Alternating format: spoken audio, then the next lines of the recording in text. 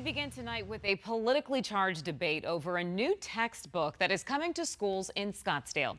Good evening and thanks so much for joining us. For 12 News at 10, I'm Hadiba Devine. I'm Mark Curtis. The new social studies textbook is being called anti-police and racially divisive by parents and law enforcement because of the way it covers parts of history like Black Lives Matter protests and the death of George Floyd. Tonight, 12 News journalist Chase Golightly is hearing from people on both sides of this debate. Chase?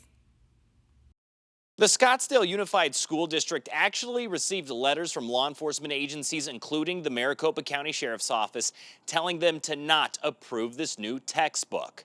But in a split vote, they did. It wasn't the $675,000 price tag for several new textbooks that had people upset.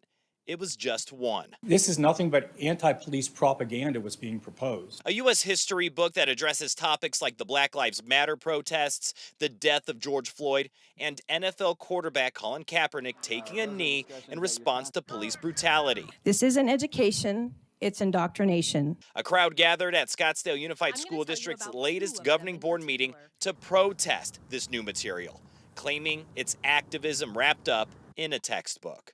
Black Lives Matter. I don't want my son learning about that. It portrays us in a negative view. Jim Hill, the president of the Maricopa County Colleges Police Officers Association, also spoke out against the book, saying it doesn't provide enough context, bringing up Floyd's criminal history and how many officers were injured in the BLM protests. They talk about only the things that inflame people, not here's what we've done, here's where we are in policing. While the majority of speakers were against the book, a few said these are topics that need to be covered. Now more than ever, it is vital to provide students with a comprehensive education rooted in trust and fairness. And is it messy? Yes. Is it uncomfortable? Yes. You may not like the fact that George Floyd is brought up, but Derek Chauvin is serving time for murder. When it came time for the board to discuss, two members were against it, saying they don't like the message it sends to students.